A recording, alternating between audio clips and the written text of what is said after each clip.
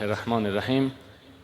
عزیزان و دوستان، امروز ما درس را انشاءالله به شما به نشر و به ثبت می رسانیم که این درس بسیار مهم هست، خصوصا به تشکیل خانوادگی. امروز مشکلاتی که به علما مراجعه میشه، به قضایا مراجعه میشه، به محاکم مراجعه میشه و انسان‌های خبره و نخبه به این سر از این جلسات داره، مشکلات خانوادگی مردم هنوز هم حل نمیشه. این درد بسیار فراخ و کلان شده است، به ما شکوه ها زیاد میاد. فقط مشکل را از خود ماست که ما در چارچوکات شریعت عمل، رفتار و کردار ما برابر نیست. استحباب پند و اندرز دادن به همسر عنوان موضوع می است. مستحب و محبوب است که باید همسران را پند و درس و موعظه و نصیحت کرده شود. سعی کنین ما از اصحاب یاد بگیریم. حضرت انس رضی الله تعالی عنه می فرماید که اصحاب رسول اسلام زنی را به خانه بختش اگر می فرستاد، یعنی اصحاب علیه السلام صحابه کرامی وقتی که دخترانشان پشت بختش روان میکرد، خواستگاری اگر می آمد به ازدواج به جوانی میداد، باز چی میگفت پدر؟ رعایت و خدمت همسر در بارش نصیحت میکرد.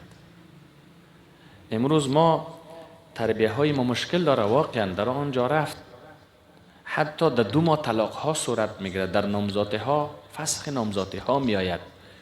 پدران متوجه باشد، نصیحت ها باید بکنه.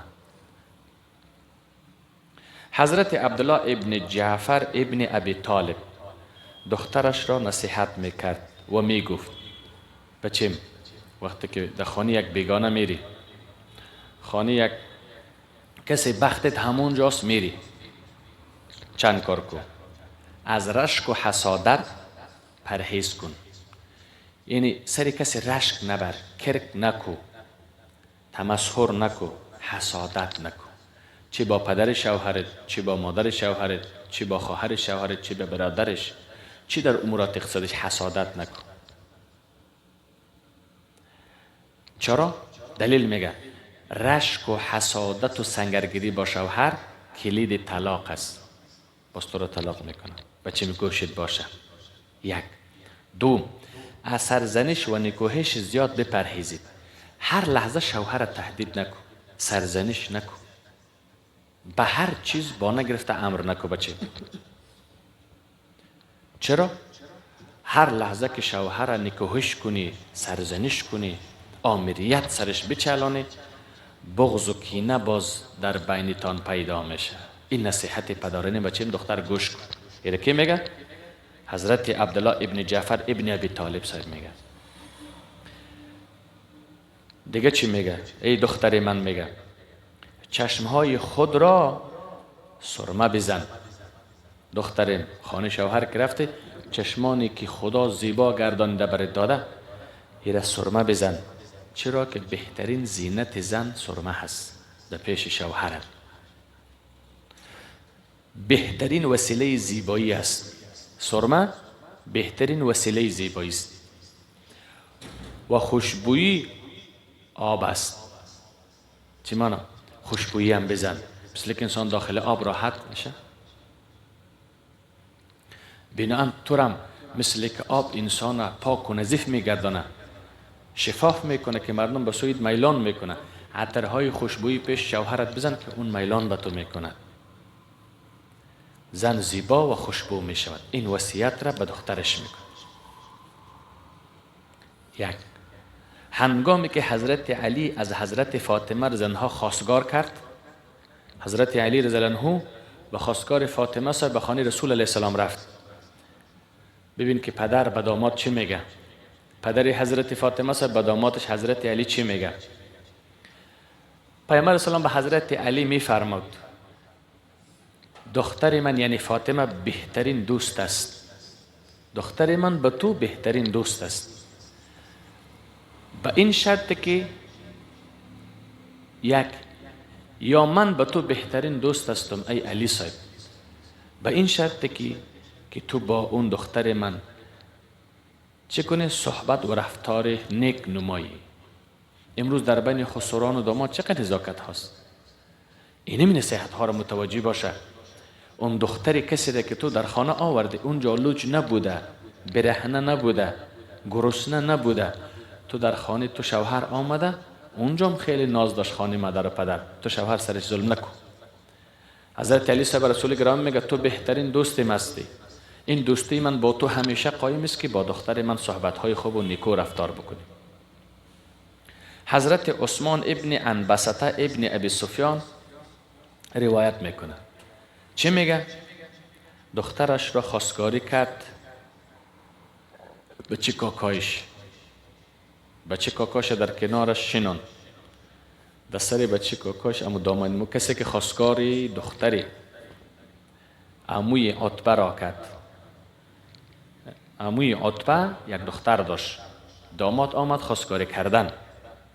حضرت عثمان ابن عنبسطه ابن ابی سفیان از عمویش عتبه، این از کاکاش که عتبه نام داشت دخترش خواستگار کرد. گفت کاکا دختر تبیتی. وقتی که پیش کاکا رفت، کاکا چکن اینجا شنوند، سر را به سر داماد یا بیادرزادش کش کرد. گفت نزدیکترین شخص نزد من توستی که خواستگاری کرده.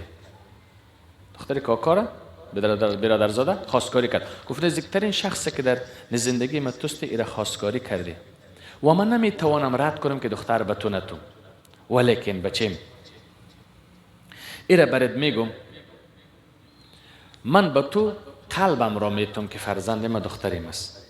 من از داخل خود به نام قلب چیزی که بیش قیمت در جسم من هست به تو میتونم.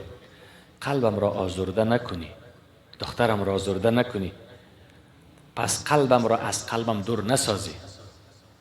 اون قلبم است دختر، این قلبم است، از این دختری میگه این قلب ما جای داره، از داخل قلبم دور نسازی. یعنی حالا دامادایی است که 1 سالم نمیمانه که دختر پیش پدر بره، دختر زیارت پدر و مادر بره. این چی توصیه میکنه؟ هم داماد را هم دخترش را. دخترم تو قلب منی، فرزندم من قلب خود را به تو دادم، قلبم را از من دور نسازی.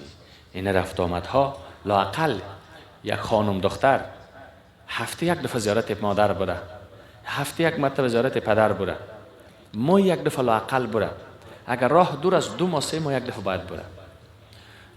بناهن ایره میگم متوجه باشی. یک مسئله. 2 مسئله، پند و اندرز شوهر به همسر. حالا جز دیگه درس ما میست که شوهر به زن پند میته، اندرز میته، نصیحت میکنه. ابو دردا به همسرش گفت، حضرت ابو دردا صحابی جلیل القدر به خانومش گفت زمانی که مرا عصبانی دیدی فکرم خراب بود، غمگین بودم، اعصابم متلاشی و پراگنده بود، تلاش کن مرا راضی نمایی، کوشش کن خانم جان به هر ابزار میشه، به هر چاپلوسی و تملقی میشه مرا راضی کن که عصبانی است. و اگر تو زنم، ابو دردا میگه ای زنم اگر تو عصبانی بودی، اگر فکر تو خراب بود، زنا به اندکترین چیز عصبانی میشه، اگر تو زن عصبانی شدی من سعی و تلاشی نهایی میکنم که تا تو خانمم را راضی کنم. وصیت است نه؟ تا تو راضی کنم. در غیر این صورت که تو ما غمگین بودم تو تلاش کردم مرا راضی نکردی و تو غمگین بودی ما تو را راضی نکردم، همین 2 کار را اگر ما و تو نکردیم هرگز نمیتوانیم هم نشین با هم باشیم. جدایی ها به صورت میگیره، مشکلات به هم میاد. بناهن این چند پند و اندرز بود تا اینجا. اما من یک توصیه هم میکنم، چون به واتساپ ها و سوال ها زیاد میاد از طریق خواهران و جوانان. کوشش بکنین که غرور نکنین. خواهران گرامی صدای مرا اگر میشنوین، در مقابل شوهر و مردا خیر است کمی صبر، حوصله، حلم، بردباری از حکمت کار بگیرین. تار را کش نکنین. اگر یک گوشه تار به دست شوهر باشه، تار زندگی، یک گوشش به دست تو زن است. اگر اون طرف شوهر کش کند، قناعت نکنه، بگه من زور هستم، تو بگی من کش میکنم، من هم خانومی هستم، بناهن این تار کرد نمیشه. می سکله این رشته عقد محبت زن و شوهریتان. اگر شوهر کش کرد کمی سست کو تار را، خواهر من، اگر زن کش کرد ای شوهر ای مرد، با می مردید با زن خدا بند نکو، تار کمی تو سست کو، چی مشکل داره؟ تا اینکه زندگی جور شود. من از احساسات کار بگیرم، تو از احساسات کار بگیری، زندگی بر هم میخوره. از احساسات کار نگیرین شوهران عزیز که زن دار هستین، خواهران گرامی که شوهر دار هستین، از احساسات کار نگیرین. یگان وقت زنان باید بگذره، نامزادها باید بگذره، در بعضی مسئله باید شوهران بگذره، مشکل حل میشه.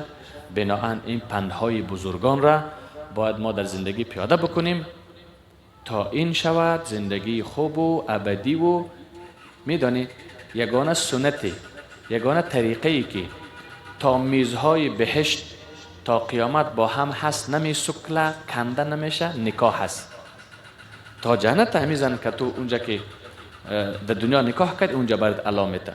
یا این که اگر این مشکل خراب شد، نکاح خراب شد، بناهن این سنت دیرینه از بین میره. بناهن وصیت بزرگان را در گوش بگیرین تا اینکه زندگی خوب و خوشحال و چسب و شیرینی داشته باشید.